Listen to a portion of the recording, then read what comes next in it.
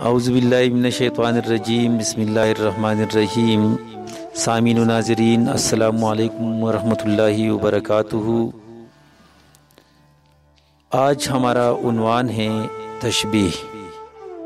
سامعین و ناظرین، تشبیہ ایک رکن ہے علم بیان کا، اور علم بیان کے 4 ارکان میں سے پہلا رکن ہے۔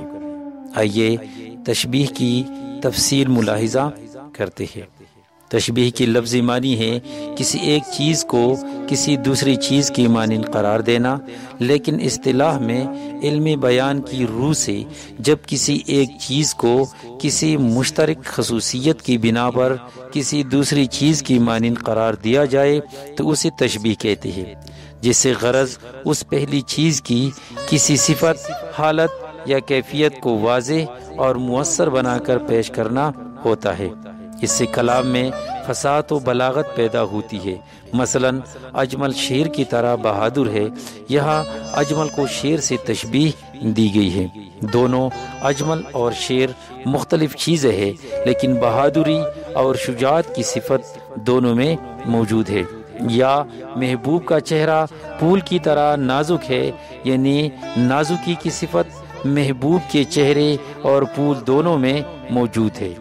ایک شعر ملاحظہ کیجئے، میر تقی میر کا شعر ہے کہ نازکی اس کے لب کی کیا کہیے، نازکی اس کے لب کی کیا کہیے، پنکھڑی ایک گلاب کی سی ہے۔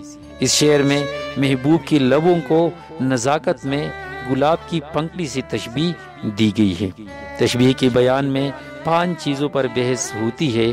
مشبہ، مشبہ بھی، ان کو طرفین تشبیہ بھی کہتے ہیں۔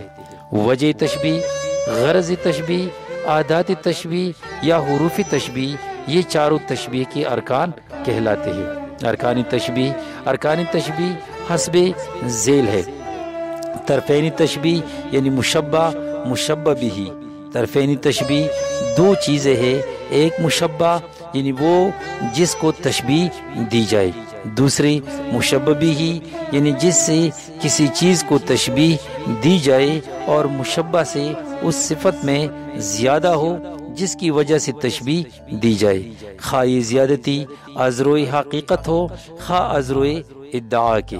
اگر ایسا نہ ہو اور وہ صفت دونوں میں برابر ہو تو تشبیہ صحیح نہ ہوگی، کیونکہ تشبیہ میں ایک کی زیادتی اور ایک کے نقصان کا قصد ہوتا ہے۔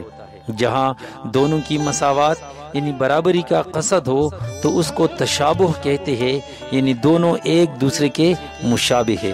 مثلا بقول سودا، دشمن و دوست بد و نیک زمانے کے بیچ، دشمن و دوست بد و نیک زمانے کے بیچ، حکم رکھتی ہے تیرے پیش کرم چاروں ایک۔ تشبیہ دشمن کی بد سے اور دوست کی نیک سے منظور نہیں، بلکہ دونوں چیزوں میں مساوات منظور ہے۔ سودا ہی کا ایک شعر ہے، انوری سادی و خاقانی و مداح تیرا، انوری سادی و خاقانی و مداح تیرا، رتبہ شعر سخن میں ہے بہم چاروں ایک۔ اس شعر میں مذکورہ چاروں شعراء کو ایک دوسرے سے تشبیہ نہیں دی گئی، بلکہ ان کو باہم برابر قرار دیا گیا ہے، اس لیے یہ تشابہ کی مثال ہے۔ تشابہ میں عکس صحیح ہوتا ہے، یعنی مشبہ بھی کو مشبہ بنا سکتے ہیں۔ مثلا داغ کا یہ شعر ملاحظہ ہو، حسن آئی نئی عشق ہو، عشق آئی نئی حسن، حسن آئی نئی عشق ہو، عشق آئی نئی حسن، میں تجھ کو نظر آؤں مجھے تو نظر آوے۔